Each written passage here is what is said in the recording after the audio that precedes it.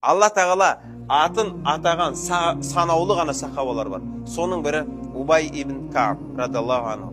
Пайғамбар саллаллаху алейхи ва саллям айтады: Алла тағаладан Құран қалай түскен?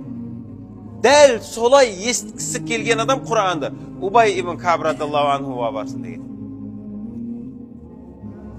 Құран қалай түскен? Дәл солай оқып бере алатын адам Убай ибн Кааб радиаллаху анху. Bir күні Пайғамбар саллаллаху алейхи ва саллям сахабалармен отырған кезінде айтады: Ей Убай ибн Кааб, Жибрил амин келді дейді. Пайғамбар саллаллаху алейхи ва саллям жанына Жибрил періштеге айтады: Расулуллах саллаллаху алейхи ва саллям, Убай ибн Кааб радиаллаху анху айтшы, Алла тағала оған сәлем айтып жатыр. Және айтып жатыр: Айт, Убай ибн Кааб радиаллаху анху айтсыншы дейді. Байина сүресін оқысыншы дейді. Пайғамбар саллаллаху оған айтады: Ей Убай ибн Кааб, менің жанымда Жибрил періште келіп тұр. Айтып жатыр: Алла тағала Убай ибн Кааб радиаллаху анхуға сәлем айтып жатыр. Және Байина сүресін оқысын деп айтып жатыр дейді.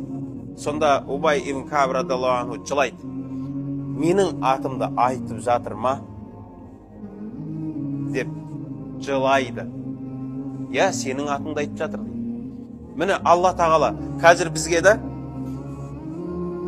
келіп айтса да, тоқайып, ана жарқынға сәлем айтыңдар деп айтты десе бар ғой, шалқамыздан сүйіндіп тұрып қойдырса, ол бір елдің басшысы ғой.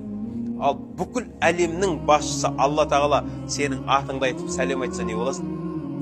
Убай ибн Кааб радиаллаху анху бір күні Пайғамбар саллаллаху алейхи ва саллямға келіп айтады: Я Расулуллах саллаллаху алейхи ва саллям, түнде бір уақыт бар, мен тұрамын. Бір сағат уақытым бар, мен тұрамын. Алладан қажетімді сұраймын дейді. Бұл тахаджудта айтып тұр. Дәл сол кезде, сол бір сағат дұғамның ішіне кішкене уақыт салауат қоссам бола ма дейді. Сонда Пайғамбар саллаллаху алейхи ва саллям, арттырсаң жақсырақ дейді. Көбірек айтсаң жақсырақ.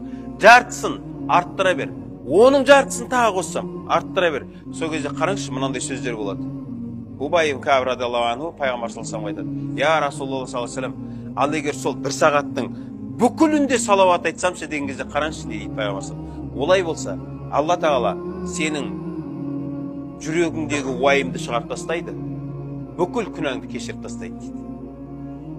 Енді осы жерде ғалымдар айтады: жүрегіңдегі уайымды шығарып тастайды деп нені айтып жатыр? Сенің жүрегіңдегі уайымың сол Құдайдан сұрағың кеп тұрған нәрсе емес пе сол? Дұға қылғың кеп тұрған нәрсе емес пе еді сол жүрегіңдегі уайым? Соны былайша айтқан кезде не? Құдай сенің сұрамақшы болған нәрсеңді береді, сонымен қоса күнәңді кешіреді дейді. Енді қараңызшы, кімде-кім бір сағат дұға қылса, Құдай оның сұрағанын береді.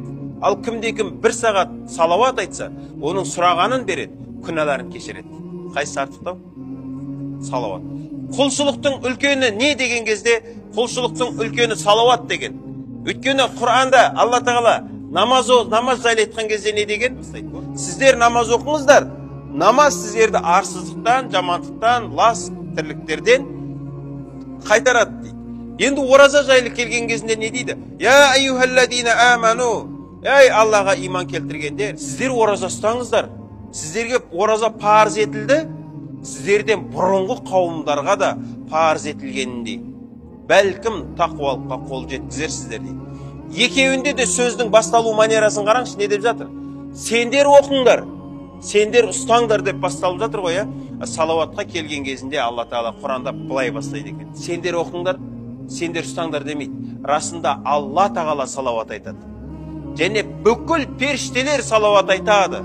Я айюхалладина аману. Ей Аллаға иман келтіргендер, саллу алейхи ва саллиму таслима. Сендер де оған салауат айтыңдар және сәлем жолдаңдар дейді. Қараңызшы, салауатқа келген кезінде Алла тағала: Ей иман келтіргендер, салауат айтыңдар деген жоқ. Мен де салауат айтамын, періштелер де салауат айтады деп бастады. Бірақ алдында мен намаз оқимын, періштелер намаз оқиды. Мен ораза ұстаймын, періштелер ораза ұстайды деп бастаған жоқ еді ғой. Салауатқа келген кезде бұның маңыздылығы не? Алла тағаланың өзі де салауат айтады екен. Періштелер де салауат айтады екен. Сендер де салауат айтыңдар дейді. Сонда айтады, бұл құлшылықтың үлкені дейді.